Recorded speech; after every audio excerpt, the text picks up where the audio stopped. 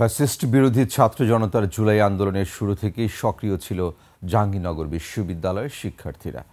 গণ অভ্যুত্থানের এক বছর পর প্রত্যাশা প্রাপ্তিতে অসঙ্গতি থাকলেও ভয়াল সেই দিনগুলো এখনও তাদের তাড়া করে ফেলে। রাজনৈতিক ঐক্য আর বিচারের কাজ চলমান রাখার আহ্বান ছাত্র সংগঠনগুলোর। সাভার প্রতিনিধি শাহেদ জুয়েলের তথ্য ভিডিওতে ডেস্ক রিপোর্ট।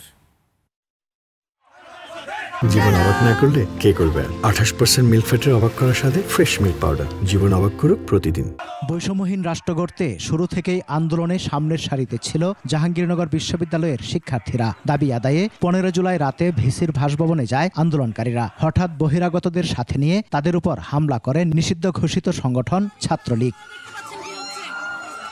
হামলায় আহত হন শিক্ষক, সাংবাদিক সহ আন্দোলনকারী অনেক শিক্ষার্থী। তাদের চিৎকার শুনে সহপাঠীরা ছুটে এলে পালিয়ে যায় ছাত্রলীগের কর্মীরা। 17 জুলাই হয় পুলিশি অ্যাকশন। সেই স্মৃতি এখনো ভুলতে পারেননি শিক্ষার্থীরা। আওয়ামীপন্থী শিক্ষক, প্রশাসনপন্থী শিক্ষক এবং ছাত্রলীগের পরিকল্পনায় আমাদের উপর একটা কিলিং মিশন চালানো হয়।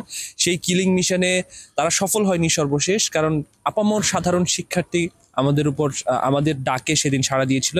আমাদের উপর যারা আক্রমণ করেছিল তারা যদি এই বিচারিক প্রক্রিয়া এড়িয়ে যেতে পারে, তারা যদি পার পেয়ে যায়, তাহলে এর চেয়ে বড় কোনো দুঃখের জায়গা বোধহয় থাকবে না।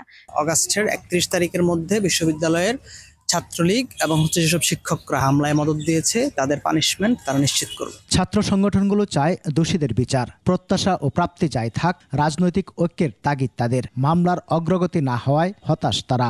অনেক কিছুই পূরণ হয় না, বেশিরভাগই পূরণ হয় না, কিন্তু তারপরেও এটা সত্য যে জগদ্দল পাথর আমাদের উপর বসেছিল, সেখান থেকে আমরা মুক্তি পেয়েছি, আমরা এখন কথা বলতে পারি। বিশ্ববিদ্যালয় প্রশাসন এবং আইন শৃঙ্খলা বাহিনীকে বলতে চাই, তারা অতি দ্রুত সময়ের মধ্যে জাহাঙ্গীরনগর বিশ্ববিদ্যালয় ছাত্রদল যে মামলাটি করেছে, সেই মামলার এজাহারভুক্ত যে আসামি আছে তাদেরকে দ্রুত সময়ের মধ্যে গ্রেপ্তার করে তাদের বিচারের আওতায় নিয়ে আসবে বলে আমরা মনে করি।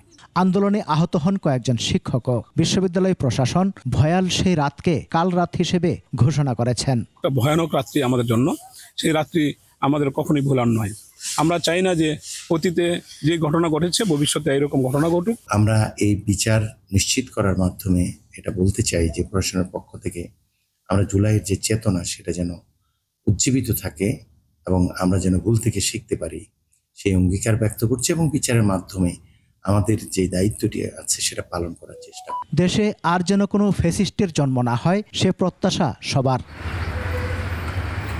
সমর ইসলাম, ডেস্ক রিপোর্ট, 21 টেলিভিশন।